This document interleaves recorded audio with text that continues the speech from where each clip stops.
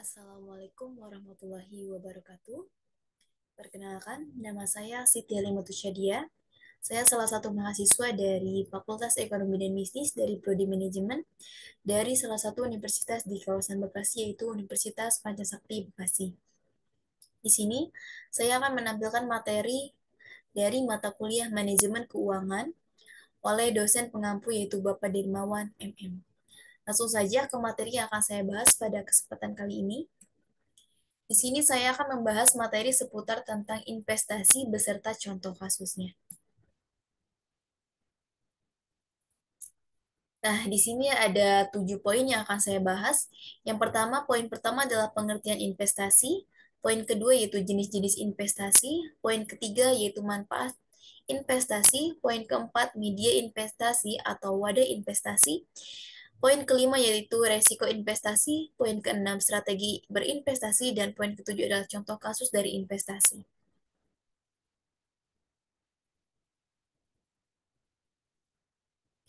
Nah, di sini ada pengertian investasi. Pengertian investasi adalah bentuk penanaman aset atau dana perusahaan atau individu untuk jangka waktu tertentu untuk mencapai pengembalian yang lebih tinggi di masa depan. Ada banyak hal yang terkait dengan kegiatan ini. Beberapa di antaranya adalah sarana dan tujuan dari investasi itu sendiri. Istilah penanaman modal bukanlah bahasa asing bagi mereka yang telah lama berkecimpung dalam dunia penanaman modal, baik di dalam negeri maupun di luar negeri. Nah, di sini ada jenis-jenis dari investasi. Yang pertama adalah jenis investasi berdasarkan waktunya. Yang pertama ada jangka pendek dan yang kedua ada jangka panjang. Yang pertama jangka pendek yaitu sesuai dengan namanya, jenis investasi ini relatif berumur pendek dengan hasil yang terlihat setelah 3 sampai 12 bulan. Yang kedua adalah jangka panjang, tidak seperti investasi jangka pendek, investasi jangka panjang termasuk dalam kategori investasi yang membutuhkan waktu bertahun-tahun untuk menunjukkan hasil dan pengembaliannya. Nah, di sini ada manfaat investasi. Manfaat investasi yang pertama adalah melawan inflasi. Inflasi terjadi di setiap tahun dan nilai mata uang menurun. Tanpa investasi, nilai uang grammars akan tergerus setiap tahun. Manfaat yang kedua adalah menambah sumber pemasukan. Investasi secara tidak langsung memberikan sumber pendapatan tambahan. Yang ketiga adalah manfaatnya adalah mencapai tujuan finansial yang lebih cepat. Jika Gramet bisa menabung hanya 1 juta rupiah per bulan, itu akan memakan waktu lebih dari 8 tahun. Manfaat yang keempat adalah meningkatkan kekayaan atau aset. Hal ini dapat diterapkan pada investasi real estate, tanah, apartemen, dan pembelian rumah yang akan meningkatkan harga di masa depan. Poin kelima adalah memenuhi kebutuhan di masa depan. Dengan banyaknya kebutuhan tak terduga di masa depan, sangat cocok untuk investasi guna memenuhi kebutuhan yang menunjang masa depan. Poin yang keenam dari manfaat investasi adalah gaya hidup sederhana atau hemat dengan sebuah investasi. Seseorang berusaha hidup sederhana untuk tetap berinvestasi dan pada akhirnya menghindari membeli sesuatu yang kurang penting dan lebih ekonomis. Poin ketujuh, terhindar dari hutang. Dengan gaya hidup sederhana, orang terhindar dari hutang. Mereka yang wajib berinvestasi lebih memilih untuk menghindari hutang dan hidup sederhana untuk meningkatkan situasi ekonomi mereka. Di sini ada media investasi. Media yang pertama adalah kepercayaan investasi berdasarkan Undang-Undang Pasar Nomor Modal Nomor 8 Tahun 1995. Perwalian investasi adalah forum yang digunakan oleh manajer investasi untuk menghimpun dana dari masyarakat umum dengan modal yang mereka diinvestasikan dalam portofolio bursa efek mereka. Media investasi yang kedua yaitu saham. Di sini alat investasi ini paling dikenal di kalangan masyarakat Indonesia. Mungkin Gramit salah satu orang yang memilih saham sebagai sarana investasi. Yang ketiga adalah emas dan logam mulia. Selain emas, saham dan logam mulia merupakan salah satu alat investasi yang dikenal masyarakat Indonesia dari dulu hingga sekarang. Yang keempat adalah obligasi. Obligasi adalah sertifikat utang jangka menengah hingga jangka panjang yang dapat dialihkan.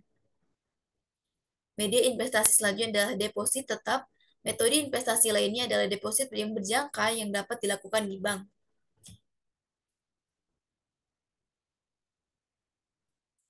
Media investasi selanjutnya adalah properti. Biasanya orang akan sangat tertarik dengan jenis investasi ini jika sudah memiliki modal yang cukup. Media investasi selanjutnya adalah asuransi. Ketika mendengar asuransi jiwa berjangka, mungkin berpikir tentang perlindungan. Biasanya asuransi ini tuh ada asuransi jangka untuk hari tua, kecelakaan, ataupun sakit. Nah, di sini ada resiko investasi. Resiko investasi adalah kerugian yang bisa dialami oleh investor yang berinvestasi pada instrumen tertentu. Apa saja sih resiko dari investasi itu? Yang pertama adalah risiko inflasi atau dikenal juga dengan sebutan risiko daya beli. Risiko ini hadir ketika nilai investasi tidak sebanding dengan kenaikan harga, sehingga nilainya tidak naik, malah cenderung menurun. Risiko yang kedua adalah risiko pasar. Salah satu jenis risiko investasi adalah risiko pasar. Risiko ini terjadi akibat nilai aset bersih sebuah instrumen investasi mengalami naik turun.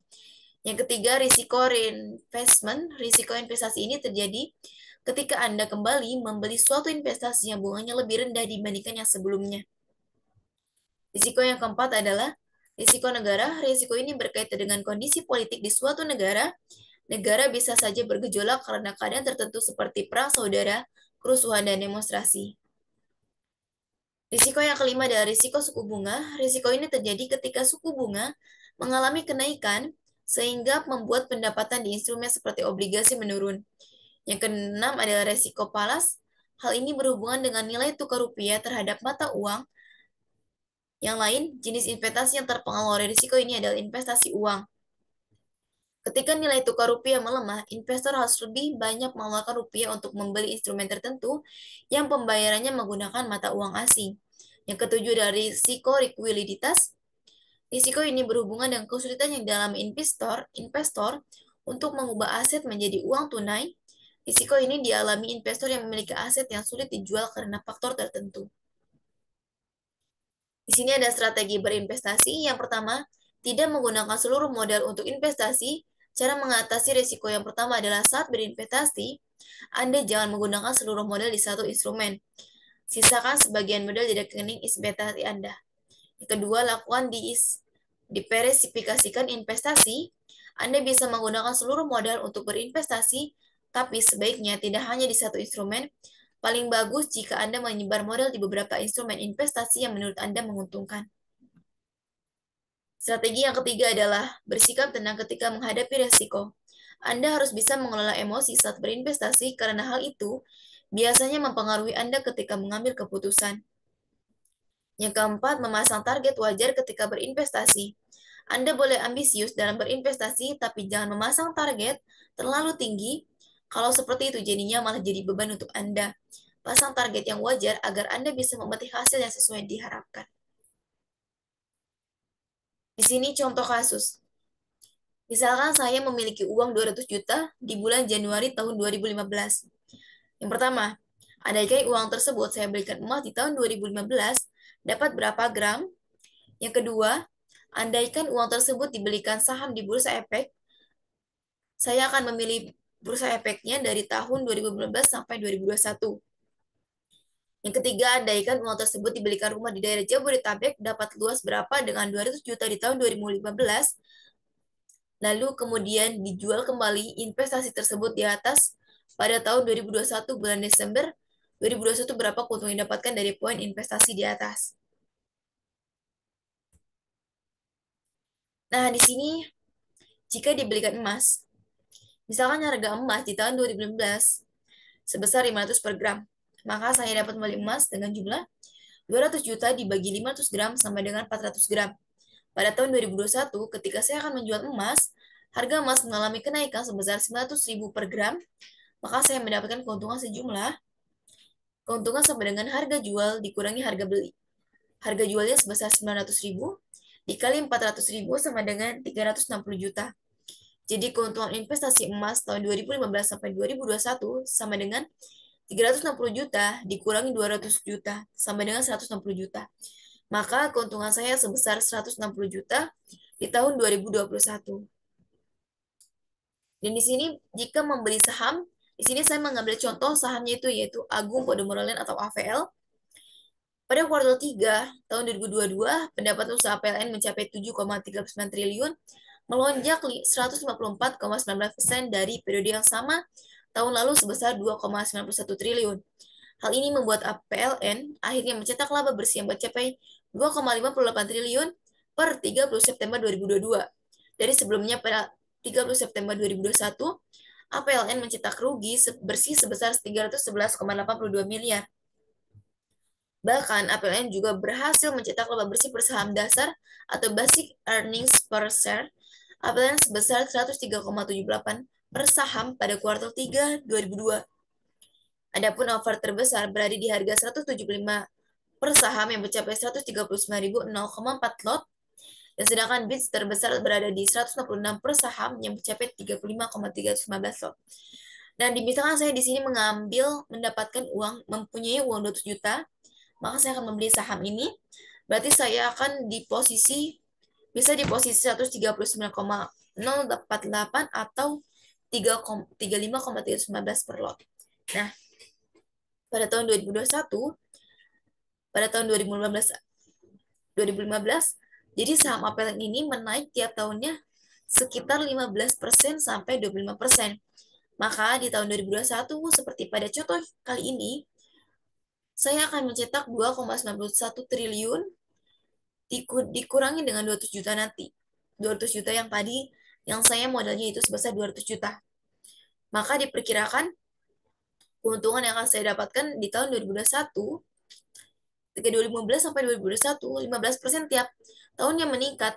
Mungkin tiap tahunnya saya akan mendapatkan untung sebesar 7 sampai 5 juta per tahunnya. Mungkin sekitar 2021 akan menjadi 50 juta ataupun kurang lebih 50 juta.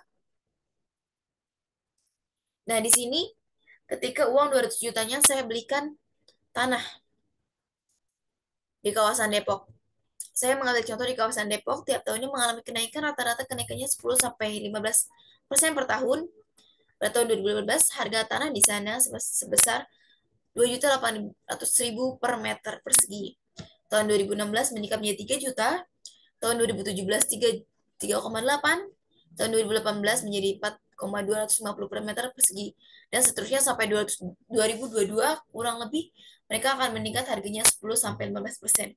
Dan tentunya harga tanah akan semakin tinggi harga jualnya. Contohnya tahun 2018 4,250